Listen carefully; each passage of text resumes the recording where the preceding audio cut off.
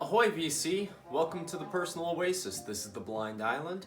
I'm your host Isaac, and today we're going to be doing a video that was inspired by one of my favorite new individuals to the VC, and that's Lucy and Lo-Fi. If you haven't subscribed to her channel, I'm going to include a link in the description below. And Lucy is just a really cool gal, very young, and also a person who's just willing to learn a lot about music. And I've been doing a lot of thrift shopping. A lot of her vinyl is a lot of deep cuts that people don't really talk about here in the VC. So I'm very pleased to be doing a video that's going to try and bring more attention to her channel. I see no reason why she wouldn't be a big star here. Her videos are very well put together, and she does a great job of highlighting the artistry on the covers and the labels too. So I hope that you go and subscribe to her channel after watching this video. But this is going to be a tribute to a video that I saw her do where she had Discogs use the randomizer to pick 5 albums from her collection. So I did the very same thing. I went to Discogs, did the randomizer, and picked out 5 albums from my collection that haven't really been featured all that much. So I'm looking forward to sharing that. I want to share first what we're listening to right now on the Personal Oasis, and this is David Allan Coe's Penitentiary Blues. This is a fantastic blues rock album. This one was actually featured on Noble Records channel, and this is an album that is getting harder and harder to find, and definitely not in the same vein that David Allan Coe's normal records are.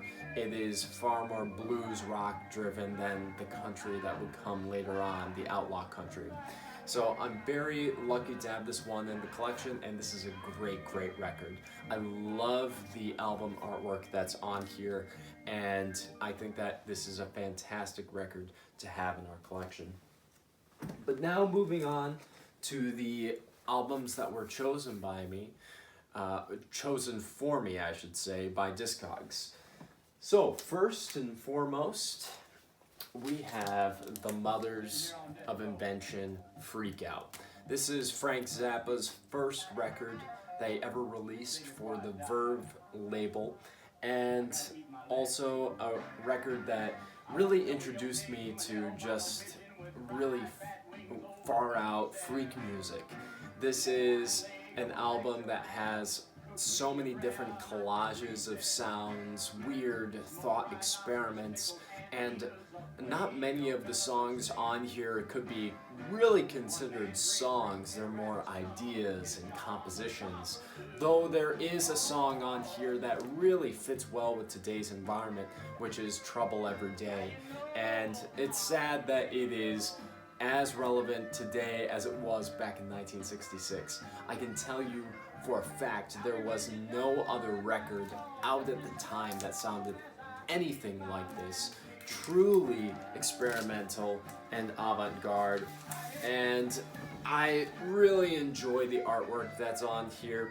I wish that my cover was in a little bit better shape. The spine is pretty beat up, but overall I'm very pleased with how much I spent on this copy. I only spent like $8 on it, and I love the album liner notes. This is just a really funny album to be reading and looking at. I thoroughly enjoy Zappa's sense of humor, and also this was one of the first forays into rock music that the Verve label ever got into. So really cool to have this album be picked out by the randomizer. And if you haven't listened much to Frank Zappa and the Mothers, this is a great place to start. It has enough where it's grounded, but it also is full of weird experiments. So if you're looking to push your taste in music, this is a great place to start. And then next, I have a record that I actually haven't listened to in a while, and I'm glad it was picked out, and that's Leonard Cohen's New Skin for the Old Ceremony. Leonard Cohen is one of my favorite songwriters of all time. He's in my top 3. And this is a record that I think it brings together all of his aspirations very well. It's probably his best sounding record as far as the full band that's behind him. Very, very good on here. And just so many classic songs. Chelsea Hotel #2 is so good. And Lover, Lover, Lover, There Was a War, A Singer Must Die. I love this record. It has some fantastic artwork, and I'm just really happy to have this one in our collection. Leonard Cohen is such a songsmith, and it brings all of the beauty of his lyricism with a larger band, having a little bit more of a rock flavor to it. So, really cool album to be checking out. If you're looking to get into Leonard Cohen, this might be a very good place for you to go. Then the next one on the randomizer is a newer album that I picked up in the past couple of months, and that's Bob Seger's Smokin' OPs. This is primarily an album of covers by Bob Seger, and this is a very, very good record. I think that Bob Seger is absolutely smoking other people's songs here and just bringing the heat. It is very much in line with the Bob Seger system that he was doing earlier in his career, a little bit harder hitting, not quite as FM radio and AM radio friendly. So, great album, very happy to have this one in the collection, and I highly recommend anybody who hasn't listened to early Seger to seek him out. He is absolutely essential. Then, next is, a top 100 album of all time. This is included in so many greatest ofs, and that is Marvin Gaye's What's Going On. I picked this one up for super cheap, and it's an original copy. I am so happy to have this one. It's on the Tamla label, and very, very clean copy too. Hard to find these that are in decent shape still, and I love this album. It is spiritual, it is a little psychedelic, it's socially conscious, and I really enjoy the artwork that's in here too.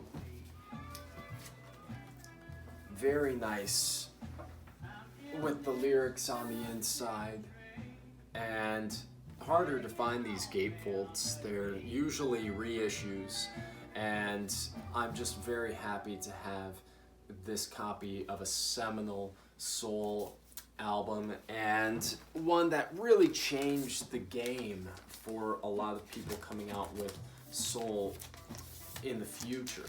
I think that this has been, there is before What's Going On and after. And very much, it's been compared to Sgt. Pepper's Lonely Hearts Club Band, and I think that's an apt comparison because R&B would never be the same after this record. So really, really cool album to have. And then the final one that was picked out by the randomizer is Bill Evans' Trio 64. This was actually a gift given to me by one of my very good friends. His name is Nick. He is my ride or die forever, and I was so blessed to be given this record by him. Picked it up at the store that I used to work at, and the fact that this is an original copy and that this white cover is still in such good shape blows my mind. It is clean, clean, clean, and anything by Bill Evans is worth picking up. He was a genius and my personal favorite jazz pianist. I love that icy fire that he brings. He has this classical bend to his jazz that I thoroughly enjoy, and I think that no one else ever sounded like him. No one ever will sound like him again. So I love Bill Evans and I love this record. So I know that there are lots of people out there that would love to have a recommendation on where to start with Bill Evans because his discography is vast, but you know what, you could literally pick up any Bill Evans album and just, that's a good one, because that's how good he is. So I highly recommend any record by Bill Evans, go and listen to him. So that was the Randomizer from Discogs. I was actually very impressed with the records that were chosen, and also just kind of happy to see, like, I feel like Charlie Brown in that cartoon being like, I'm real proud of my record collection because I like almost everything. I love everything that's in our collection. That's what you want. All Thriller, no filler. So guys, what did you think of this segment? Go and check out Lucy and Lo-Fi. She is fantastic, really cool gal, and thank you again for giving me the idea to do this video, and go and check out her original video as well. I hope that you guys all have a great day on your own personal oasis. Cheers.